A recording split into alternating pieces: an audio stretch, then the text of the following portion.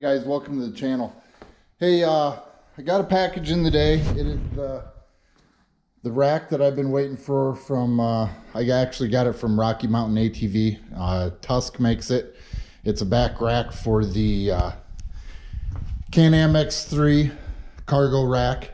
Actually, when I opened the box, I was surprised of actually how big it is. You know, I measured it and I knew the dimensions, but when I pulled it out of the box, it's a lot bigger than I thought it was going to be, and that's not a bad thing. Not a bad thing at all. So we're going to get this thing mounted. It's real easy. Get it mounted and I'll show you how big it is and how it mounts and everything.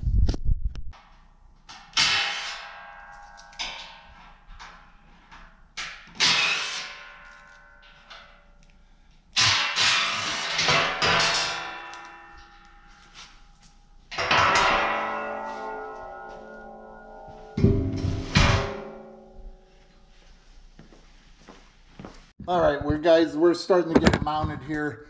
I had to take off my S&B particle filter. I could move it down and get it out of the way and it would be fine. It's just I'm putting on a full cab anyway, and I don't know if I'm going to use the S&B anymore.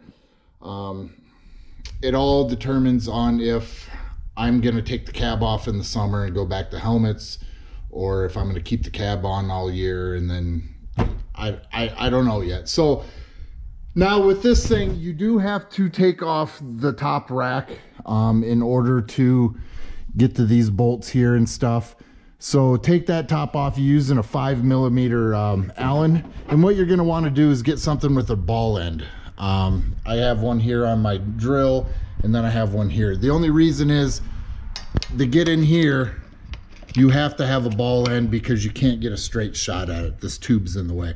So you're either going to have to do it by hand with a little Allen wrench, or get something with a ball end. Ball end's going to be a little bit easier. So if you don't have that, you might want to get it.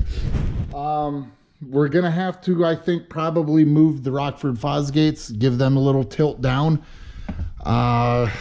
We'll see here in a minute, but I'm going to get these buttoned up. I got a few more bolts to put in, and then we'll get that on.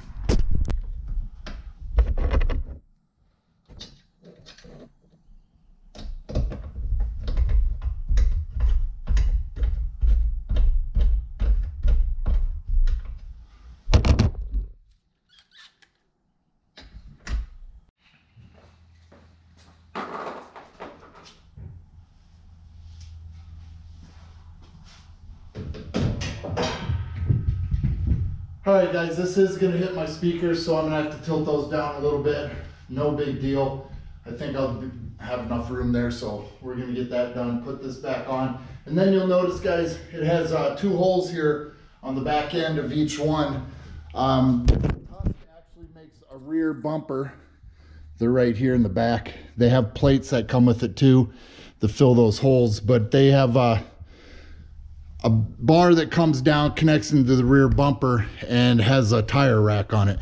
That would be great, and I would love to carry a spare tire.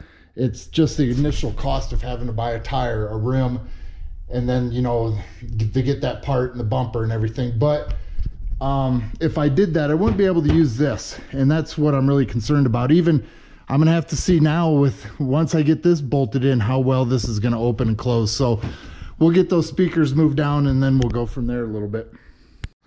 Okay, guys, there it is. Rockford's fit in there fine. I just slid them all the way down, damn near to the bar, and they're not touching, so they won't rattle. The S&B separator could have definitely fit underneath there, but I'll show you guys kind of how big it is here.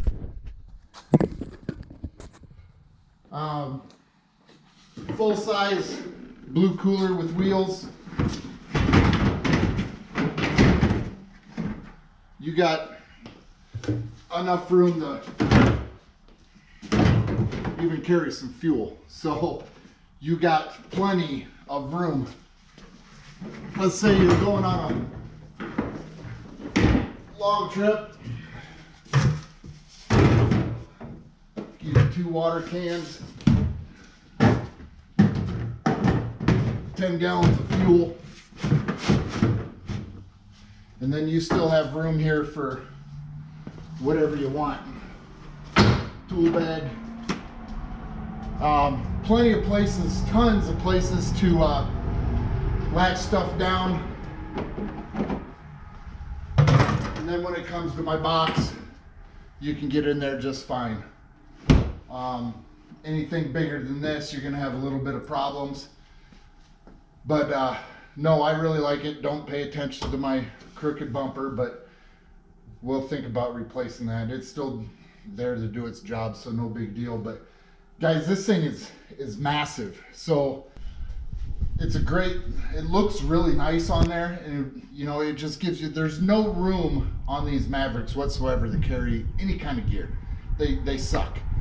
You know, the nice thing when I used to own a RZR, you always had that back trunk back there where, hell, I used to take my shoes off when they got wet, you know, from riding in the water and stuff, throw my shoes back in the back and not even tie them down, just let them bounce around back there. Can't do it on these things. So you can't carry nothing. So you always got to think of ways to carry more gear.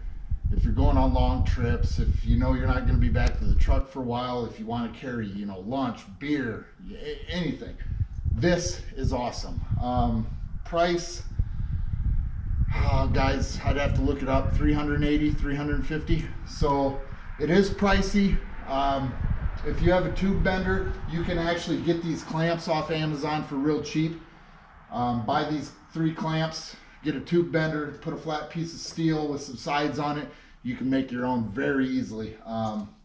Again, you gotta determine if that $300 is convenient to you, or your $300 is worth your time building it. So that's the only thing. But you guys have any questions about this, let me know. It took me by myself 10 minutes to put on.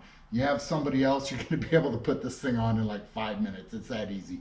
It takes more time to rip out the bolts and hold it in place than anything. So, and then what I recommend when you put in these bolts, there is a little bit of powder coat that they got trapped underneath here in the threads and stuff. So start them by hand, get them started by hand, and then hit them with the power drill if you're using a power drill.